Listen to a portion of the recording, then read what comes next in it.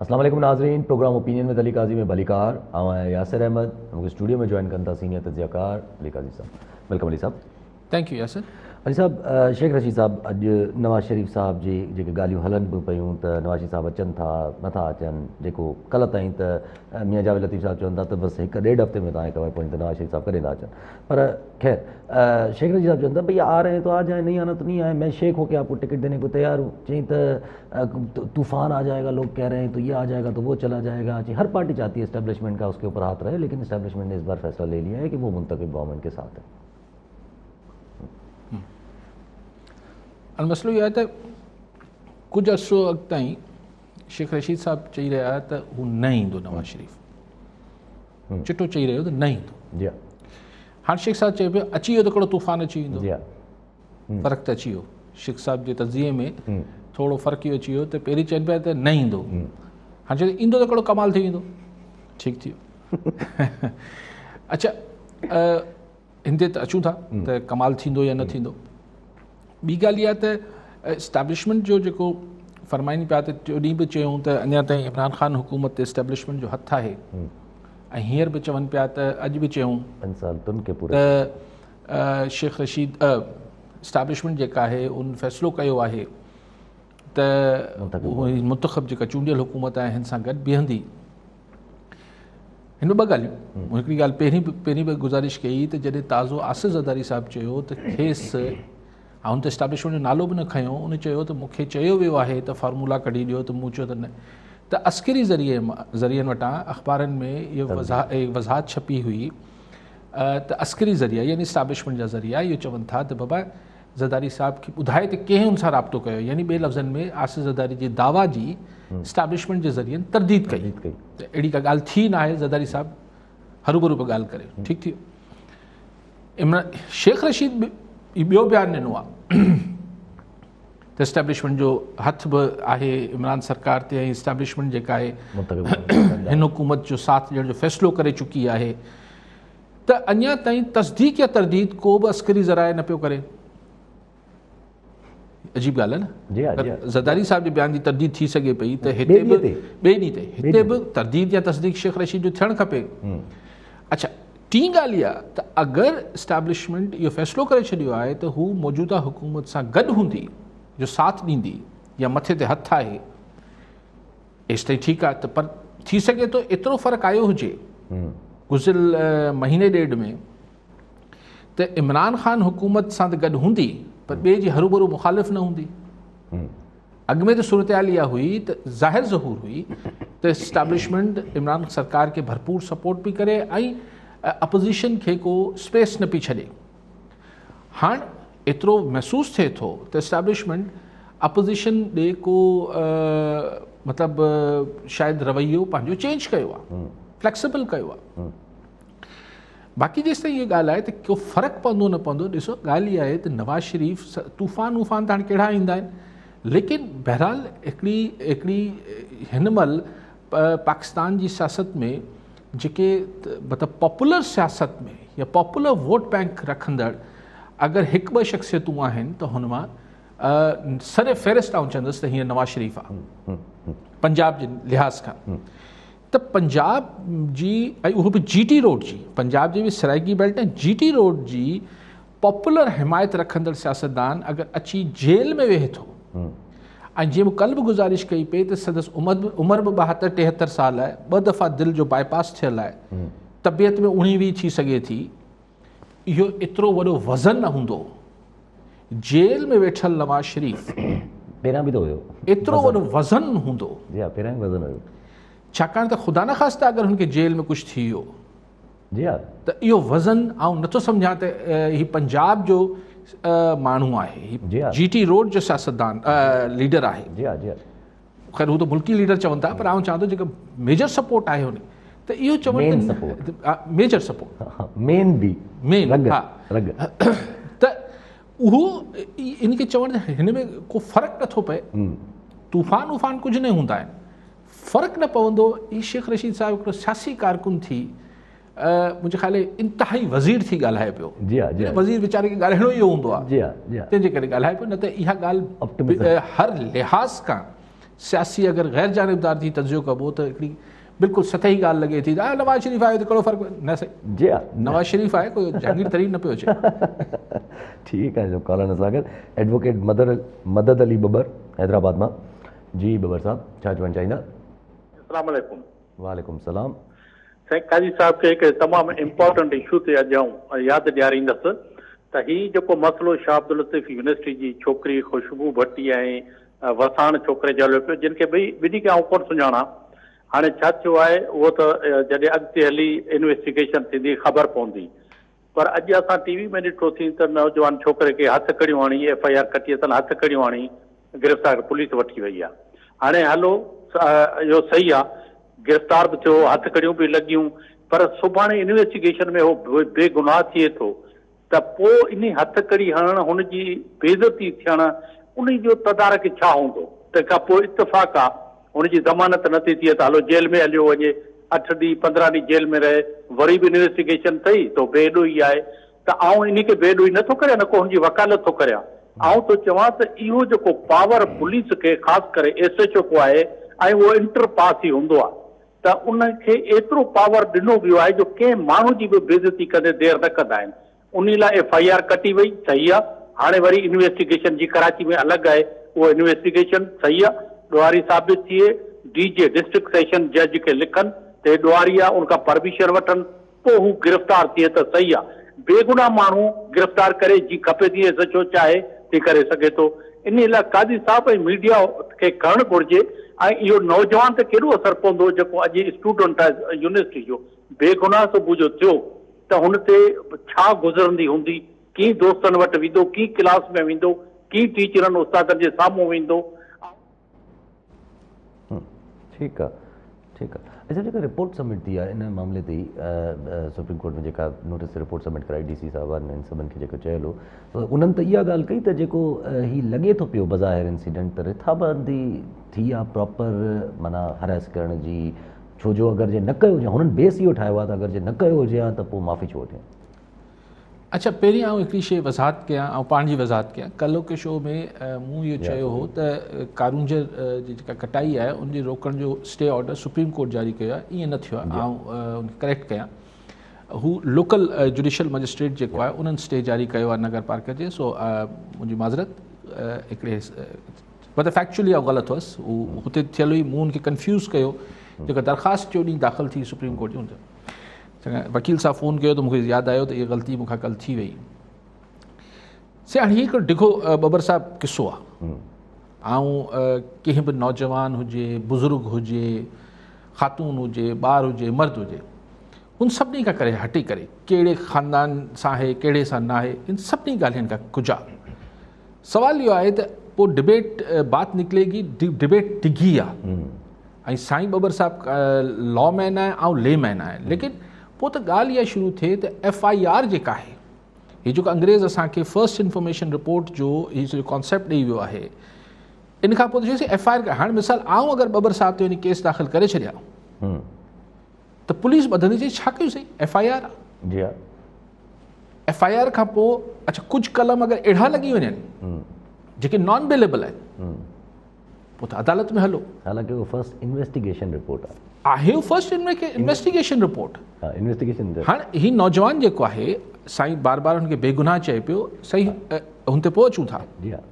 सवाल ही नौजवान जो न आहे, सवाल कंहिंजो बि आहे त छा FIR जेको मुंहिंजी दावा आहे यासिर जे ख़िलाफ़ या बबर साहब जे ख़िलाफ़ या बबर साहब जी मुंहिंजे ख़िलाफ़ दावा आहे, हू पुलिस खे इहो इख़्तियार कीअं थो ॾेई छॾे त विदाउट इन्वेस्टिगेटिंग।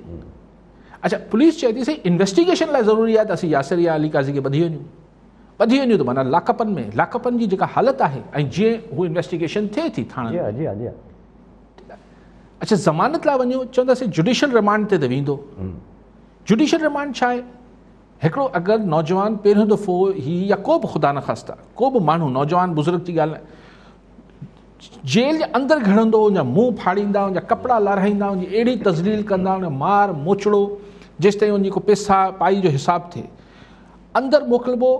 उते जेके वार्ड आहिनि उन वार्डनि में जेको जेल जी इंतज़ामिया उनजी नथी हले, उते जेके सीनियर बदमाश कैदी आहिनि जी हा जेके ॾाढा मुड़ुस आहिनि, जी हा उहो चवंदा त ही मुशक़त कर, वॉशरूम वञी धो, ही तोखे जेको आहे हिते सुम्हणो आहे, हुते सुम्हणो आहे, पोइ हुन सां जेका ज़ातियूं जिस्मानी नफ़सियाती, ऐं ख़बर पए थी त 3 ॾींहंनि खां पोइ वापसि अचे थो, हुनजी बेल थिए थी, बाद ख़बर पए थी त बेगुनाह आहे। जी हा त क्वेश्चन ही त जेका आउं बार बार रड़ियूं कयां थो त सॼे जुडिशियल प्रोसेस खे री एग्ज़ामिन ऐं रीथिंक करण जी ज़रूरत आहे। जी हा साईं खे हिन नौजवान सां, साईं वकील आहे, पाण एडवोकेट नाले में लॻल हो, जेको मूं सम्झो त वकील हूंदा, साईं कोर्ट में जेतिरा माण्हू अचनि था भला 50-50 करे वठूं त 50 बेगुनाह हूंदा हुन मां, पर हू त थिए छा थी? ज़मानत ते लॻल हुजे तो हिकिड़े माण्हू ते कूड़ो इल्ज़ाम आहे, मस हुनखे अलाए कीअं करे जेल मां आंदो वञे थो, उते हिकिड़े वकील साहिब जी फौतगी थी वञे थी, अदालती कार्रवाई जो बैकआउट, जी हा हुते कुझु थी वञे थो जज साहिबान जो, अदालती कार्रवाई बंदि, वरी हल तूं, वरी हू जेका अकूबत खाने में, त अगरि 50% बि बेगुनाह आहिनि ऐं महीननि जा महीना, सालनि जा साल ज़रीले ख़्वार थियनि था, त ही त ही कुझु हिकिड़े हिन नौजवान वसाइण जो नालो छा आहे नौजवान जो जेको सो हुनजो मसइलो सिर्फ़ु हुनजो बि आहे। ऐं हथकड़ी हणण न हणण क्राइम जी नौयत ते आहे न। पोइ जिथे पुलिस खे को दाबो न हूंदो आहे, को प्रेशर, हिते अदालती प्रेशर आहे, हिते नोटिस वरितल आहे हिन केस जो। हाणे जो त हिन ॻाल्हि जे त ही नौजवान गुनाहगार आहे या न आहे, बेकसूर आहे, इहो अदालतनि खे फ़ैसिलो करिणो आहे। अवल त पुलिस खे करणु खपे, इन्वेस्टिगेट करे ऐं रिपोर्ट ॾियणु खपे, लेकिन असां वटि पुलिस बि जेको करे थी। सवाल इहो आहे त जॾहिं हुन माफ़ी तलाफ़ी थी वई आहे, अगरि छोकिरी जे वालिदैन यानी जेके फ़रियादी थियणु खपनि हिन केस में, उहे जेके आहिनि हुनखे माफ़ करे चुका आहिनि, त पोइ ही पुलिस कार्रवाई मुंहिंजे ख़्याल में सिर्फ़ु उहो ई आहे त छाकाणि त मथे आला अदालत नोटिस वरितल आहे, मुंहिंजे ख़्याल में हुनजे हवाले सां थिए पियो। छाकाणि त सिंपल ॻाल्हि आहे त अगरि ही जेका दरख़्वास्त आहे, ही पुलिस कंहिंजी दरख़्वास्त ते इहो करे पई या सिर्फ़ु जेको मथां नोटिस वरितल आहे उनजे करे थिए पियो। अगरि त फ़रियादी ई न बीठल आहे, अगरि हू छोकिरी थाणे वञी चए थी न कयो आहे, त पोइ चए थी मूंखे केस न करिणो आहे, मूंखे वॉट एवर रीज़न। सो इहो हिकिड़ो सॼो बबर साहिबु हिकिड़ो पूरो आउं बार अर्ज़ु कयां थो त ख़ुदि आला अदलिया खे गुज़ारिश कयां थो त हिन सॼे जुडिशियल प्रोसेस खे रीथिंक करण जी ज़रूरत आहे। हीअ माण्हुनि जी इज़त नफ़्स, माण्हुनि जी तौहीन, हिकिड़ो ही नौजवान न आहे। हीअं जॾहिं ॻाल्हायूं पिया त अलाए हज़ारे नौजवान थाणनि में ऊंधा टंगिया पिया हूंदा, हिन जेलनि में जेके सिंध जा अलाए केतिरा जेल आहिनि, हिन अकूबत खाननि में ईअं जानवरनि वांगुरु वाड़ियल हूंदा, हीनियस क्राइम, मर्डर ऐं मंशियात ऐं हेड़े ॾोहारियुनि जे हेठि हुननि जा वेही गोॾा दॿाईंदा हूंदा। इहो सभु कुझु ठीकु थियणु खपे। अलाए इहो कॾहिं हिन जो नोटिस केरु ऐं कॾहिं वठंदो? इंतज़ारु आहे। ठीकु आहे, कॉलर असां गॾु फरमान सूमरो घोटकी मां। जी सूमरो साहिबु, छा चवणु चाहींदा? अस्सलाम वालेकुम। वालेकुम अस्सलाम। मां घोटकी मां फरमान सूमरो ॻाल्हायां पियो। मुंहिंजो काज़ी साहिब खे पंहिंजो हिकिड़ो सुवाल बि आहे, हिकिड़ो मसइलो बि आहे घोटकी सिटी जे हवाले सां।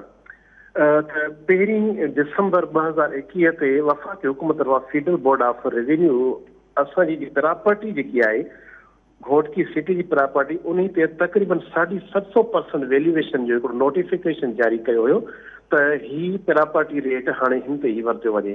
हालांकि थियण ईअं खपे हा त हिते असांजी सिंध हुकूमत जेकी आहे उन जो पंहिंजो मज़ामत करे हा ऐं उनखे चए हा त बाबा ही तव्हां SBR जो जेको वैल्यूएशन वधायो था पिया उहो कहिड़े हिसाब सां वधायो पिया। ॾिठो वञे त असांजे जेकी घोटकी आहे उहो असांजो ॿाहिरि वारनि इलाइक़नि सां वास्तो रखे थो ऐं हिते जा माण्हू क़बाइली स्तर ते गुज़ारनि था। हितां जे माण्हुनि जो गुज़र सफ़र बि अक्सर तो ज़राअत महिनत मज़दूरी थी आहे। त फेडरल बोर्ड ऑफ रेवेन्यू हिते जी प्रॉपर्टी जो जेको आहे न उन ते 700-750% वधायो आहे। माण्हुनि जी वावेला खां पोइ आर्ज़ी तौर ते उन हुकुमनामे खे जेको आहे वापसि वरितो विया। इहो जनवरी में असां जेको वरी हिन ते मढ़ींदासीं।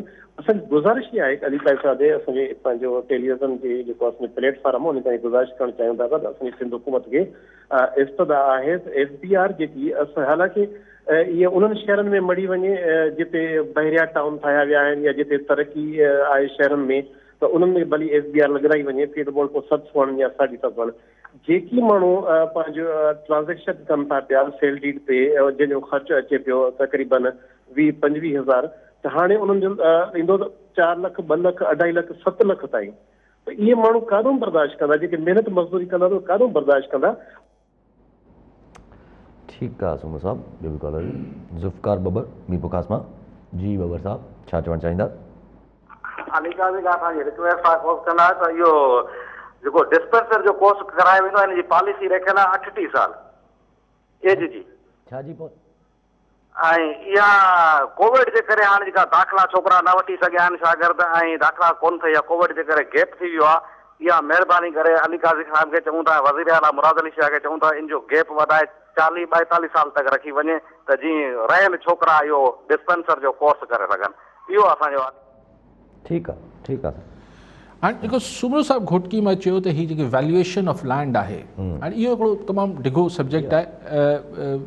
पहिरीं इहो थी रहियो हो त असां वटि DC लिस्ट हूंदी जंहिंमें हिकिड़ो प्लॉट जंहिंजी वर्थ जेका आहे, मिसाल डिफेंस में 10 करोड़ रुपया उनजी मालियत हूंदी त उनजी सरकारी जेका क़ीमत या वैल्यू हूंदी उहो 40 लाख रुपया। 10 करोड़ जी शइ 40 लाख में थींदी, 40 लाख ते $1-2 लाख रुपया ॾेई थींदी। अच्छा, ऐं हुन में पोइ हीअ जेको किसो थियो त भई हीअ जेका मनी लॉन्ड्रिंग थिए पई ऐं जेका मनी पार्किंग थिए पई, पैसो जेको आहे करप्शन जो माण्हुनि छा कयो त डिफेंस में, क्लिफ्टन, लाहौर, इस्लामाबाद उन्हनि ज़मीनूं वठी उहो पैसो उनमें पार्क करे छॾियो, गाॾी पार्क कबी आहे मांगी वठी छॾियूं को न, मतिलबु हुननि खे सिर्फ़ु 40 लाख रुपया ॾेखारणा ऐं उहो बि पंहिंजे बोरची ऐं ड्राइवर ऐं हिननि जे नाले ते।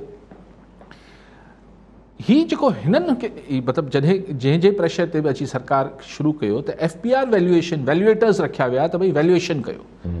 हाणे एॾी मतिलबु मज़ाक़ा ख़ेज़ थियल आहे वैल्यूएशन, उहो सिर्फ़ु घोटकी जे न थियल आहे। हाणे हैदराबाद में जेको सिटीज़न मतिलबु जेके हिकिड़ा अहिड़ा एरियाज़ जंहिंजी सिविल लाइन, सदर ऐं शीदी ॻोठ ऐं बाईपास सभिनी जी हिकिड़ी ज़मीन आहे। अरे बाबा कीअं थींदो ईअं ज़मीननि जी?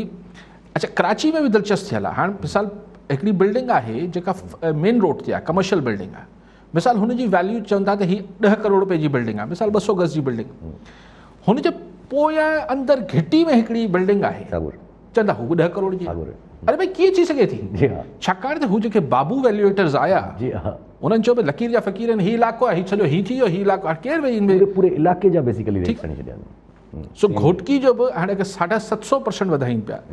आउं चाहियां थो त हिन खे आबाद वारनि हिन ते गोड़ बि कयो, ही जेके बिल्डर्स आहिनि ऐं ॿियनि खे बि करणु खपे त भई हिन खे ही सिर्फ़ु सिंध गवर्नमेंट त ठीकु आहे, केस त बिल्कुलु फेडरल गवर्नमेंट सां हिन खे उथारणु खपे, पर फेडरल गवर्नमेंट ऐं सिंध हुकूमत ठहनि केतिरा था पाण में, पर फेडरल गवर्नमेंट खे ॾिसणु खपे, FPR खे ॾिसणु खपे त बाबा तव्हां घोटकी में वैल्यूएशन करायो पिया, हिन खे को बतदरीज कयो, हिकिड़े सिस्टम में कयो। तव्हां हिकिड़ी शइ भले हुते बि यकीनन इहो हूंदो त करोड़ जी शइ जेका आहे उहा 5 लाख रुपए में थींदी हूंदी अॻु में, त भई अगरि करोड़ जी शइ आहे पहिरीं 5 लाख में हुई त हाणे भला 20 लाख कयो। हिकिड़े बतदरीज तव्हां वधायो न।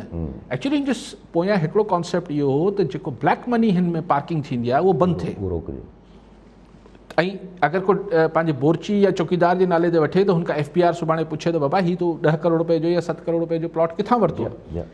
लेकिन हिन जी वैल्यूएशन अहिड़ो किसो थियण जे करे माण्हुनि जी ख़रीदो फ़रोख़्त बंदि थी वई आहे ऐं माण्हुनि खे सम्झ नथो अचे त हिकिड़ी शइ जंहिंजी हैदराबाद में, कराची में कई अहिड़ी प्रॉपर्टीज़ आहिनि जंहिंजी वैल्यूएशन जेका आहे, यानी हू शइ मार्केट में 50 लाख जी आहे मिसाल, पर हुनजी वैल्यूएशन 70 लाख थियल आहे, त माण्हू चवंदा त हीअ किथां 70 लाख रुपया वाइट किथां आणियूं।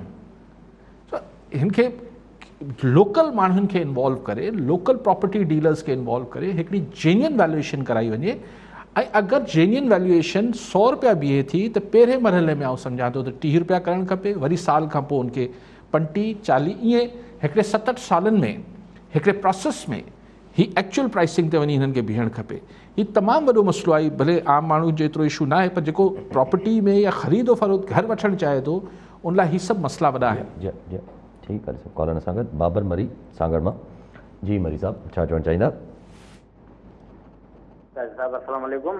गाज़ी साहब, मुंहिंजो सुवाल आहे त जंहिं नमूने सां सिंध मां निकिरंदड़ गैस सिंध खे कोन थी मिले, अहिड़े नमूने सां सिंध में ठहंदड़ कलर या बाण सिंध खे कोन थो मिले, ऐं सिंध में हुकूमत बि सिंधियुनि जी आहे, सिंध में आख़िर आबादगार या ज़मींदार बि इंडिया में जहिड़ी तरह 1 साल सिखनि धरणो आहियो, छा सिंध जा हुकुमरान बि इहो चाहिनि था त सिंधी आबादगार धरणो हणनि ऐं उन्हनि जे मथां वाटर कैन ऐं लठबाज़ी कयूं।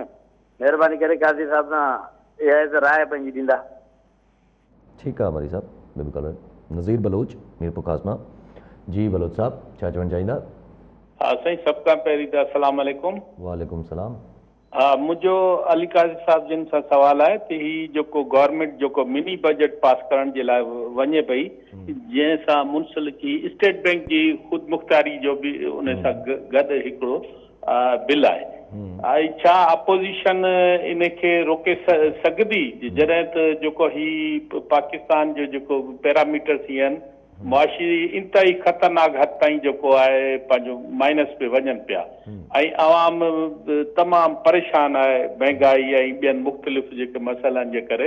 ऐं मुंहिंजी मुराद PDM ऐं पीपुल्स पार्टी सां आया हू ज़ाती मुफ़ादात ॾिसंदा हिन टाइम ते जॾहिं ती अंडर द टेबल हिन जूं ॻाल्हियूं बि हली रहियूं आहिनि, या हिन खे आवाम जे मुफ़ाद में जेको ही पर फोर्सली रोके सघंदियूं, इन ते तव्हांजी जेको आहे क़ीमती राय असांखे खपे थी। ठीकु आहे साईं, अॻु में फ़ोन कयो मरी साहिब त भाण न पियो मिलेसि। सिंध हुकूमत अॼु मूं मंज़ूर असांखे किथे एग्रीकल्चर मिनिस्टर आहिनि, उहे चवनि पिया त दिसंबर में 1,24,000 अलाए केतिरी बोरियूं घटि मिलियूं, अलाए केतिरो चवनि पिया, या टन घटि मिलिया, अलाए छा ॿुधाइनि पिया त सिंध खे घटि फरहमी थी आहे। ऐं शुक्र जेका ॻाल्हि पाण सभिनी कई पई त भई सिंध जे जेके बॉर्डर्स आहिनि उते तव्हां चेकपोस्ट ठाहियो ऐं ही भाण कीअं थी वञे उनखां। लेकिन हिन खां वधीक वॾो मसइलो हीउ जेको क्राइसिस क्रिएट थियो आहे, ही शॉर्टेज ऑफ फर्टिलाइज़र जे करे त कोन थियो आहे, ही त ओचितो जेके असांजे कुझु जेके ही फर्टिलाइज़र डीलर्स आहिनि, ही भाण जा डीलर्स आहिनि, हिन कुझु शयूं ऐं पोइ हिकिड़ी मार्केट में प्रैक्टिस ठही वई, ज़ख़ीरा अंदोज़ी थी वई, हिकिड़ो नओं धंधो माण्हुनि खे हथ अची वियो आहे। सो न सिर्फ़ु भाण खे सिंध मां ॿाहिरि वञण खां रोकियो वञे, फेडरल गवर्नमेंट खे ॾिसणु खपे, ऐं जेके इंडस्ट्रीज़ आहिनि ही यूरिया ऐं DAP ही जेको ठाहिनि थियूं, इन्हनि खे ॾिसे, हिननि खे वज़ाहत करणु खपे त छो सिंध खे उनजे कोटा खां घटि ॾिनो वियो आहे, ऐं जाली डीलर्स खे बंदि थियणु खपे, ऐं डीलर्स खे लोकल एडमिनिस्ट्रेशन खे यकीनी बणाइणु खपे त जेको माल जेतिरो आहे उहो उन ई रेट ते जेको एक्चुअल रेट आहे उन ते विकिरो थिए। बाक़ी जेके साईं बलोच साहिबु फरमाइनि पिया त मिनी बजट ते ॾिसो, मिनी बजट जो इशू इहो आहे त ही IMF जी फरमाइश ते थिए पियो। हाणे ज़ाहिर अपोज़िशन मुखालफ़त कंदी, ज़ाहिर अपोज़िशन जेको आहे उहो पूरो ज़ोर हणंदी त ही पास न थिए, लेकिन आउं नथो सम्झा कामयाबु थींदी।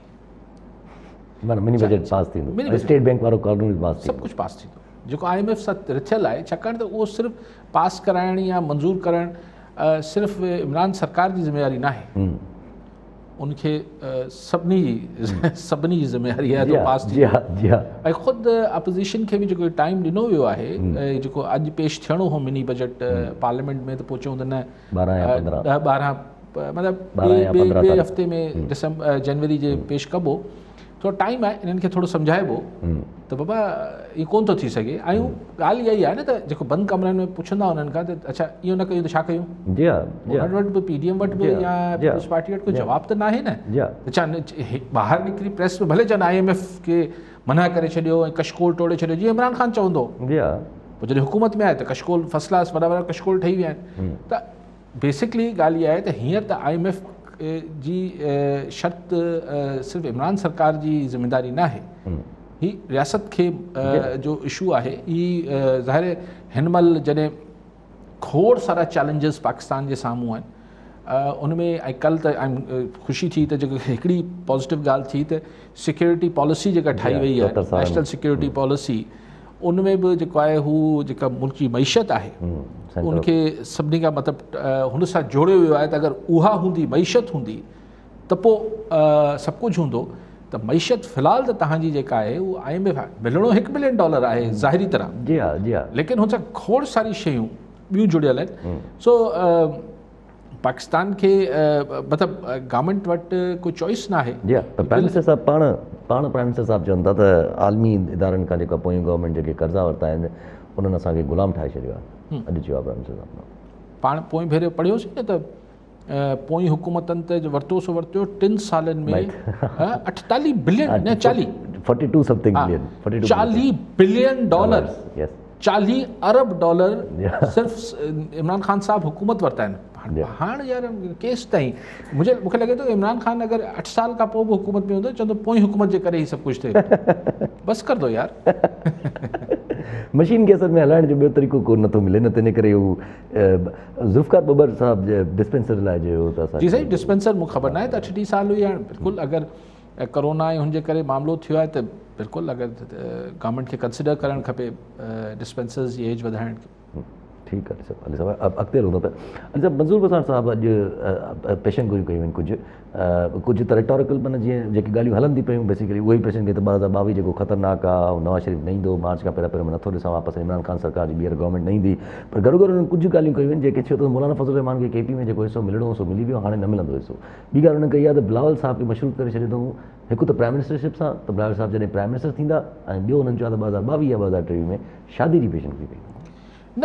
हाणे बि तव्हां थोरो चकड़ में ॻाल्हाए वियो, मूं ॿुधो कोन साईं जी पेशन गोई, त साईं छा थो चए त मार्च ताईं नवाज़ शरीफ़ न ईंदो? मार्च ताईं नवाज़ शरीफ़ जो अचण जो पाण थो छो मंज़ूर हसन साहब पंहिंजी पेशन गोई हाणे 2-2 3 महीननि जे हिसाब सां 6 माही पेशन गोई करे पियो छा? इहो नथो ॿुधाए त 22 या 23 में ईंदो या न ईंदो। अच्छा चलो मार्च ताईं थी सघे थो न अचे, थींदो न 6 माही रिपोर्ट 3 माही रिपोर्ट आहे क्वार्टरली रिपोर्ट। सो मंज़ूर साहब रहे छो 3 महीननि जी ॾिनी आहे, मां थी सघे थो मार्च।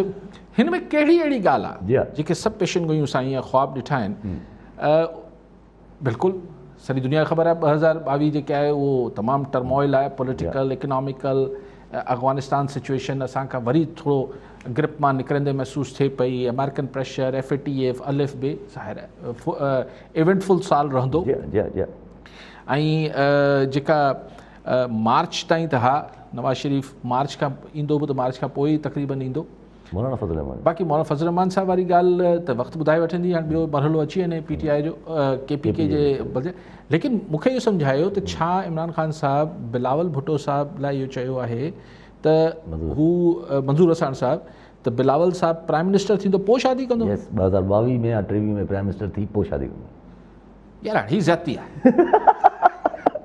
हाणे ही मंज़ूर साहब हाणे भले पार्टी जो हुजे, असांजो नौजवान खे हाणे इहो तव्हां शर्त न रखो त ख़ुदा न ख़ासिता अगरि न थियो त पोइ हाणे इहा ज़्यादती आहे। मुंहिंजो ख़्याल आहे त पीपल्स पार्टी जे हाई कमान खे मंज़ूर वसाइण जे अहिड़े ख़्वाब जो नोटिस वठणु खपे। यानी कंहिंजी शादी जो प्राइम मिनिस्ट्री सां मशरूत करणु ज़ाती आहे न। जी हा तव्हां भई उहो त ठीकु आहे, हिकिड़ो चइबो आहे बाबा नौजवाननि जी शादी थी, चवंदा आहिनि बाबा को नौकिरी सां लॻ, रोज़गार सां लॻ त पोइ तुंहिंजी शादी थींदी। हाणे त उहो त सोलो कमु आहे, हाणे चए त प्राइम मिनिस्टर ई कर त पोइ मंज़ूर साहब ज़्यादती थो करे। ऐं बिलावल साहब पाण चेयरमैन आहे, उनखे नोटिस वठणु खपे ऐं मंज़ूर साहब खे चवणु खपे मुंहिंजे ज़ाती मामलनि जा ख़्वाब न ॾिस, मुंहिंजे ज़ाती मामलनि बाबति महिरबानी करे ख़्वाब न ॾिसे।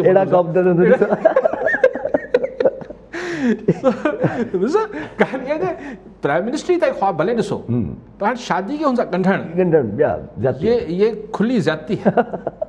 ठीकु आहे। कॉलर सां दाद मोहम्मद गडानी घोटकी मां। जी गडानी साहब छा चवणु चाहींदा? अस्सलाम वालेकुम सर। वालेकुम अस्सलाम। काजी साहब, पंहिंजो वफ़ाक़ी वज़ीर दाख़िला शेख रशीद साहब अॼु चयो त महांगाई 5 सालनि खां पोइ असां घटि कंदासीं, यानी 1.5 साल अञा बाक़ी आहे। 3.5 सालनि में महांगाई ॿियनि ते थी वई, ग़रीब जो साह आख़िरी पसान में आहे। डॉलर पौणा 200 खां क्रॉस थी चुको आहे, त छा बक़ाया 1.5 साल में इन्हनि वटि का जादूअ जी लठ आहे जो महांगाई ते कंट्रोल कंदा? छा डॉलर 100 ते ईंदो, खंडु 50 रुपया मिलंदी, पेट्रोल 70 रुपया मिलंदो? ऐं अञा बि शेख रशीद साहब चए पियो त ईंदड़ हुकूमत बि वफ़ाक़ी असांजी ईंदी। सो अली साहब खे अर्ज़ु आहे त इन ते तफ़सीली रोशनी हुजे, महिरबानी। ठीकु आहे गडानी साहब।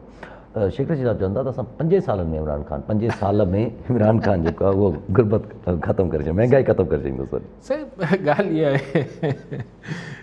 आहे त उहे साईं जीअं चयो गडानी साहब त छा जादू जी लठ आहे, छा थींदो? मतिलबु अहिड़ी त ख़ैर कुझु बि थींदो नज़र नथो अचे। बाक़ी इहो आहे त अगरि ही IMF सां डील थी वञे थी, FATF सां मामलात हल थी वञनि था, असांजी एक्सपोर्ट्स वधनि थियूं, असांजी इंटरनल स्टेबिलिटी वधे थी, अमेरिका सां मामला ठीकु थियनि था, असांखे कुझु मार्केट्स यूरोप ऐं अमेरिका जी वधीक मिलनि थियूं, हाणे सभु अगरि आऊं चवां ऐं त मे बी त असांजो जेको हीउ जेको डेट आहे, जेको फॉरेन अकाउंट जो आहे डेफिसिट जेको आहे उहो कुझु घटिजी वञे, कुझु डॉलर स्टेबल थी वञे। डॉलर उहे बि चयो वञे थो त अगरि असां वटि हीअ जेको नफ़्सियाती मारामारी ऐं हीअ सभु शयूं आहिनि, अगरि इहे बहितर थी वञे, मार्केट सेंटिमेंट ठीकु थी वञे, त हिन डॉलर खे 174 175 ते हुजणु खपे, 170 ऐं 175 जे विच में हुजणु खपे। हींअर जेको 184 आहे, 80 ताईं हले थो वञे, 80 82 83 ताईं वञे थो ओपन मार्केट में, 84 ताईं वञे थो। त इहे बाक़ी हाणे चइजे त न ही खंडु सस्ती थी वेंदी आहे, पेट्रोल सस्तो थी वेंदो ऐं फलाण थी वेंदो, अहिड़ो कुझु बि मूंखे को अहिड़ी नथी नज़र अचे। ऐं ॻाल्हि इहा आहे त मतिलबु हीअ ज़ाहिर शेख रशीद साहिब खे साईं अॼु इहो चवणो आहे त आख़िरी साल यानी 6 महीननि जो साईं टाइम वठी छॾियो। आख़िरी साल में चवंदो अञा त साल शुरू थियो आहे, आख़िरी साल, आख़िरी 6 महीना, आख़िरी 6 महीननि खां पोइ आख़िरी 3 महीना ॿीहर खटायो त वरी पोइ चवंदा त साईं ॿीहर असांखे चूंडायो त ॿी हुकूमत हाज़ुर तव्हांखे महांगाई ख़तमु। बाक़ी सभु असां पोइ तव्हां तयारु करे आया आहियूं, हाणे ॿीहर खटायो त असां वरी सही कयूं, अॻिते हलंदा पिया। अॼु पार्लियामेंट्री कमेटी इंफॉर्मेशन ते जेको आहे इजलास घुरायो, जंहिंजा चेयरमैन आहिनि मियां जावेद लतीफ़ साहिबु। मियां जावेद लतीफ़ साहिबु चवंदा त असांखे इजलास न करणु ॾिनो वियो अंदरि कमेटी रूम में, इन करे असां इजलास जेको आहे ॿाहिरि रोड ते कयूं था, जंहिंमें अंसार अब्बासी साहिब खे बि घुरायो वियो, साकिब निसार साहिब खे बि घुरायो वियो ऐं राना शमीम साहिब खे बि घुरायो वियो। जेको हू एफिडेविट वारो मसइलो आहे, जंहिंमें ॿाहिरि आयो त नवाज़ शरीफ़ साहिब खे मतिलबु हिकिड़ो प्रेशर ॾिनो वियो त नवाज़ शरीफ़ साहिब खे जेल में रखियो वञे या मरियम नवाज़ साहिब खे जेल में रखियो वञे साहिबा खे, त उन ते घुरायो वियो। पर अंसार अब्बासी साहिब त अची विया, पर हू बि न आया। ऐं फवाद चौधरी साहिबु कमेटी रूम में इन करे न करणु ॾिनो, चई बाबा मैटर जेको आहे उहो कोर्ट में हले थो पियो, सब जुडिस आहे। हाणे हिते छा ज़ाहिर आहे इहो हू बि हिकिड़ो मीडिया शो हो, अगरि अंदरि करण बि ॾियनि हा त ज़ाहिर आहे साकिब निसार अचे न हा, ऐं हू बि पंहिंजे पाण खे राणा शमीम पंहिंजे पाण खे कॉन्ट्रोवर्शियल न कंदो, त इहो हिकिड़ो हो बि मीडिया शो तो हुननि रोड ते करे वरितो, त हिन में को वॾी ॻाल्हि त न थी वई। लेकिन मतिलबु मूंखे ख़ैर अगेन जुडिशियल मसइलो आहे, राणा शमीम वारे केस ते हाणे कमेंट नथा करे सघूं, भले केस हली पूरो थिए। जी हा, पोइ अंदाज़ो थी वेंदो त छा आहे छा आहे छा न आहे।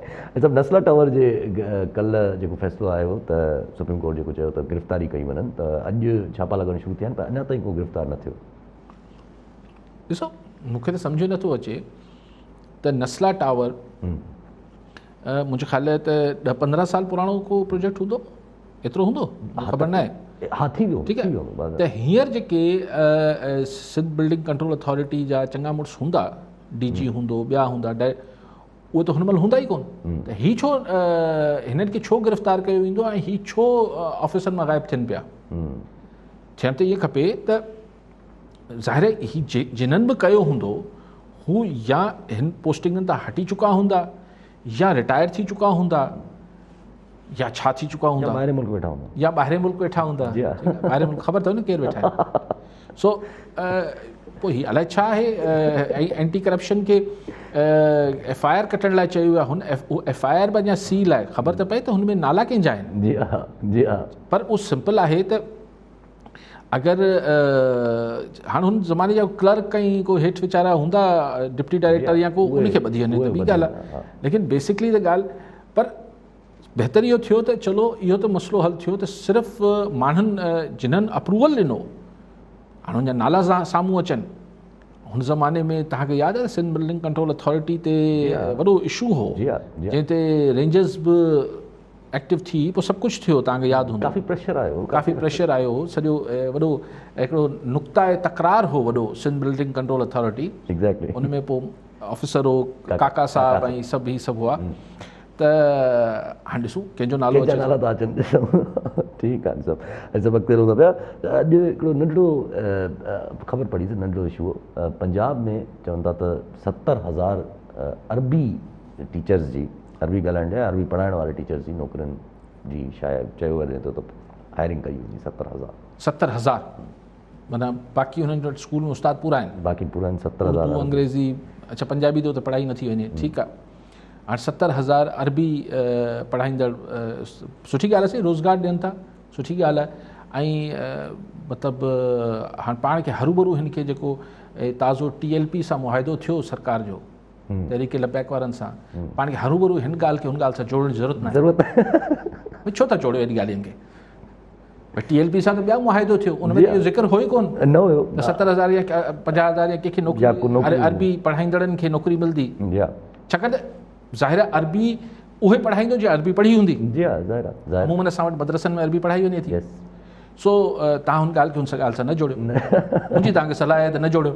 बाक़ी हाणे तव्हां अगरि ज़बरदस्ती करणु चाहे त जमहूरियत आहे, भले सोचींदा रहो। नथा जोड़ियो। ऐं सेनेट में जेको आहे डिबेट थी काफ़ी तवील इन ॻाल्हि ते त नादरा में जेके आहिनि उहे रिटायर्ड फ़ौजी अफ़सर केतिरा आहिनि? छो सेनेट में थी त छो नादरा वीचारे अकेले जो किसो छो पियो हले? ख़बर न आहे, नादरा का शुरूआत आहे, इहो चई सघिजे थो। नादरा का सिर्फ़ शुरूआत आहे या नादरा ही पहिरियों या आख़िरी आहे? छाकाणि त अगरि ॾिसो ॻाल्हि इहा आहे त इहो हिकिड़ी वॾी डिबेट आहे ऐं इहो सेनेट में ई थी सघे थी। इहा वॾी डिबेट आहे ऐं इहो रुॻो सेनेट में थी सघे, उते ई थी सघे थी। ठीकु आहे, बसि इन खां अॻिते हलूं था पिया। आख़िरी इशू अगरि नंढो डिस्कस करे वठिजे त गवर्नमेंट डिसीजन वरितो आहे त शहबाज़ शरीफ़ खे जेको आहे असां against Islamabad Lahore high court वेंदासीं, पिटिशन दाख़िल कंदासीं त जेका हिननि ज़मानत ॾिनी हुई नवाज़ शरीफ़ जी रिटर्न जी, उन जे सही हाणे लीगल मामिलो आहे, लेकिन हुन को ज़मानत ॾिनी त पोइ नवाज़ शरीफ़ त अचे थो न, हाणे छा परेशानी अथनि? त नवाज़ शरीफ़ त मुंहिंजे ख़्याल अचे थो। जी हा, सभु कोई चवे त ईअं ई थो। ऐं जॾहिं चवणु न बि शुरू कयो त मूं तव्हांखे चयो त मूंखे ऑन कार्ड्स नज़र अचे थो हुनजो अचणु, त हे बसि छा माना गवर्नमेंट पंहिंजी फेस ते तंग करे सरकार। ठीकु आहे, सभु कॉलनि सां गॾु असद शेख सखर मां। जी शेख साहब, छा चवणु चाहींदा? अस्सलाम वालेकुम भाईजान, ख़ुशि आहियो? अली साईं तव्हांखे बि सलाम। वालेकुम अर्ज़ु आहे त भाईजान हीअ जेके हाणे 27 डिसंबर ते मोहतरमा साहिबा जी असांजी लीडर आहे, तमामु वॾी लीडर, अलाह साईं हुनखे जन्नत में जायूं ॾे, त हिन जी इहा वरसी हुई या सालगिरह हुई, ॿ लफ़्ज़ खपनि। हाणे सखर में उन ॾींहुं जॾहिं हिननि जा काफ़िला या पूरे पाकिस्तान में अचनि पिया त ॿियो टियों अहिड़ी सूरत में पिया अचनि त उते डांसूं पिया कनि, भुटे जा दुश्मन ॻोल्हे ॻोल्हे मारींदासीं ऐं ॿियूं म्यूज़िक ॿियों टियों, रोड ब्लॉक कयूं बीठा आहिनि, 2-2 टे कलाक रोड ब्लॉक। हीअ त हिकिड़ी क्रिटिकल कंडीशन हुई, हुन में एम्बुलेंसूं फाथल हुयूं, ॿिया पेशेंट हुया, वॾा इशूज़ हुया। हिकु इहो सुवालु त इन लाइ हुकुमरान खे या लीडरान खे सोचणु घुरिजे त इहो रोड ब्लॉक न कनि, महिरबानी का हिकिड़ी तंबीह करणु घुरिजे कारकुननि खे त बाबा तव्हां ठीकु आहे त तव्हां हिकिड़ो रोड रस्तो पंहिंजो हिकिड़ो रूट अख़्तियार कयो, त उन जे हिसाब सां त इहो करणु घुरिजे। ठीकु आहे। ऐं ॿियो इहो त हीअ जेके वरसी ते अचनि पिया सेवण में, हिन सां हादसो थियो आहे को, जेके वरसी ते अचनि उन्हनि जी का सार संभाल कोन्हे। अॼु उन्हनि सोशल मीडिया जे थ्रू हिकिड़ो वीडियो वायरल थी आहे त साईं असांखां अॼु ताईं केरु पुछण न आयो आहे, उतां सेवण जा इवन नुमाइंदा पुछण असां यतीमनि वांगुरु हिते पिया आहियूं।